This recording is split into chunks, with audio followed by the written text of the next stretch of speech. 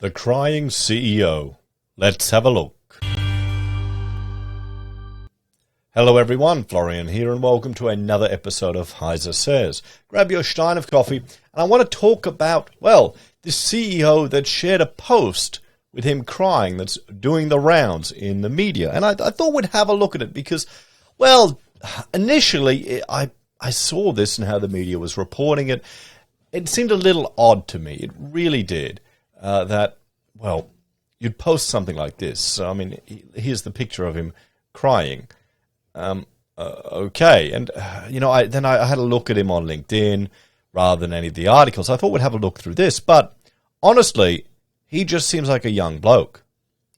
This could be the first time he's had to fire people. Now, it's not fun. No one enjoys firing people. I've had to do it. Rachel and I would take turns. What's worse is when the person doesn't realize that they're getting fired. Because here in Australia, you've got to jump through all of these hoops when you want to fire someone for gross incompetence. Rachel had one guy, he didn't get it. He didn't realize he was being fired. I'm glad she had that one. But, that's just a sad part of the job. It's a sad part of business.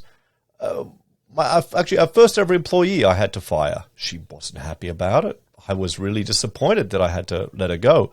But, business really shrank. A lot of the mining work started getting real quiet, so I had to let people go. And, she's still talking to me now, decades later. Very successful in her career. It's just a part of life. And it's something that has to happen. And this guy, he needs to get a lot stronger if he's going to be in business and if he's going to be in a leadership role and if he wants to build his company up, because it's going to happen.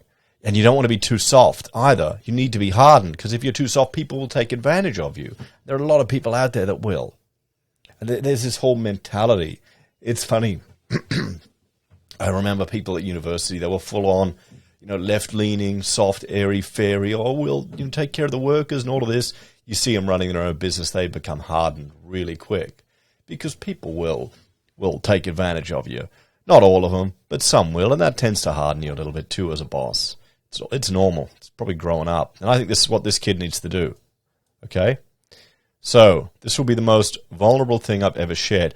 What is this about sharing vulnerability?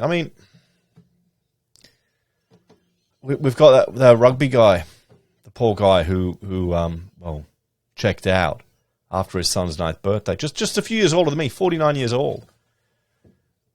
Maybe he would share some of his issues and got some help. But,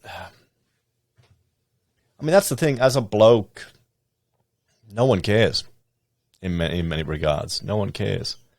But your family has to have your back. That's what it has to be. And they won't know if you don't talk to them. That's not really inspiring, is it? So, I've gone back and forth on whether to post this or not. I've just had to lay off a few of our employees. I've seen a lot of layoffs over the last few weeks on LinkedIn. Most of those are due to the economy or whatever other reason. Ours, my fault. Well, no, you don't say that. I made a decision in February and stuck with that decision for far too long. Now I know my team will say we made that decision together, but I led us into it. Yeah, I was in a similar situation. I kept people on longer than I should have. We had a big project that stalled. It stalled, and I should have taken that as a warning sign.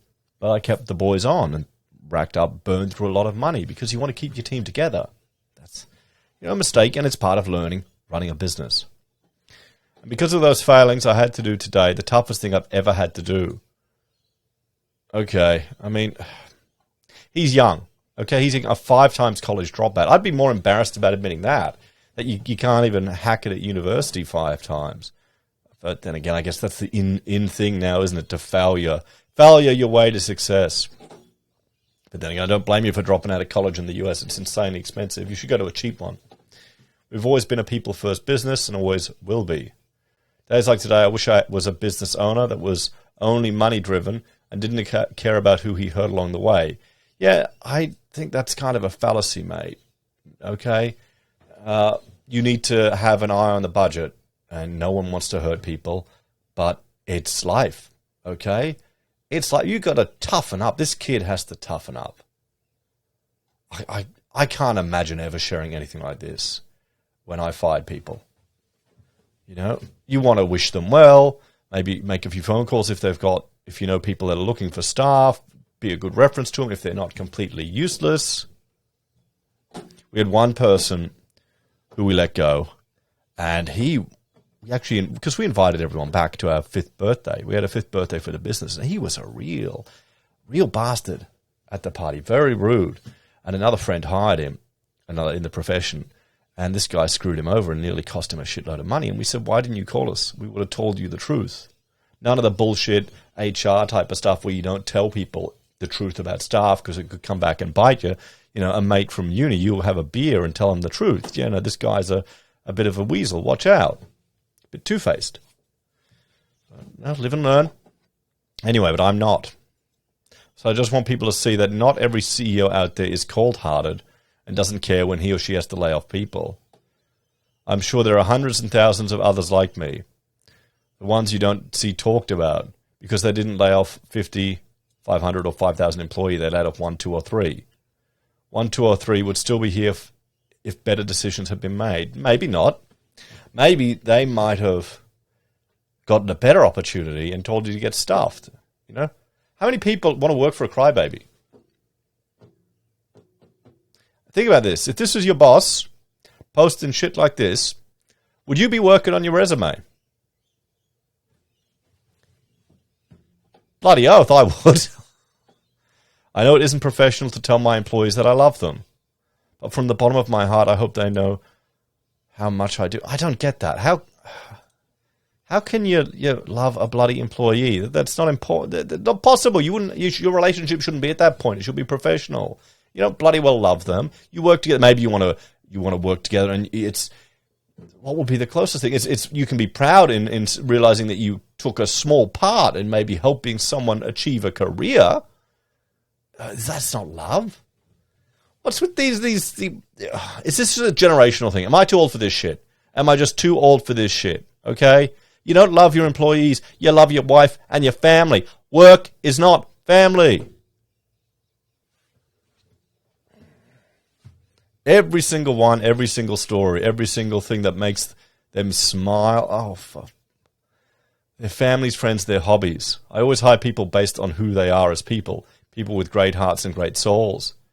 And I can't think of a lower moment than this. And what are people saying? You know, true empathy. Oh, I mean, hey, yes, everyone, I'm the crying CEO. Yep, okay, so...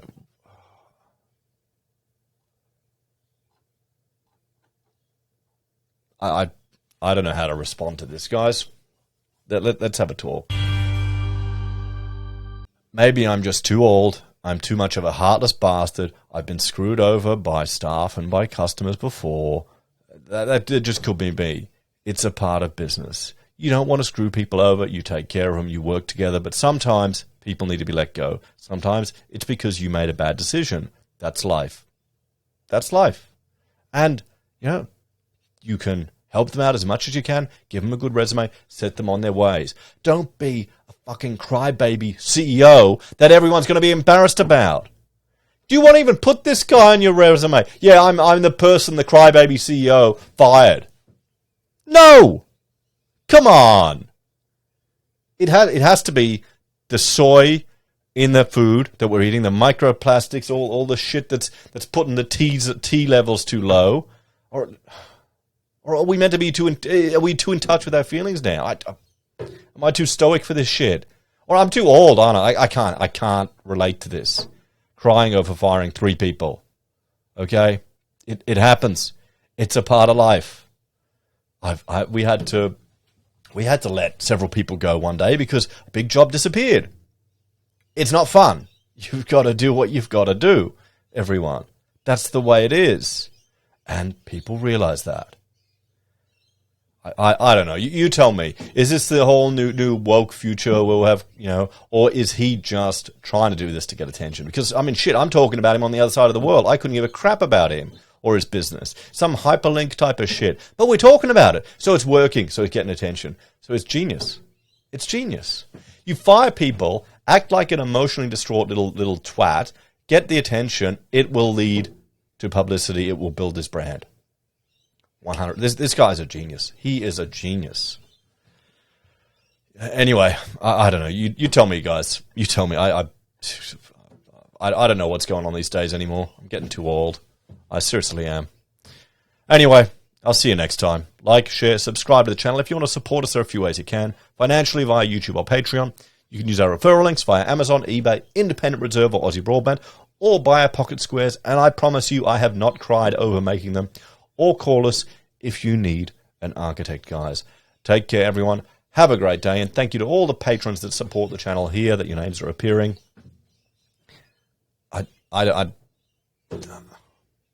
What happened to being masculine and stoic? Is it out the window now? Are we all meant to be fucking crybabies? I'm over this shit, guys. I don't get it. I'm looking at his face here in the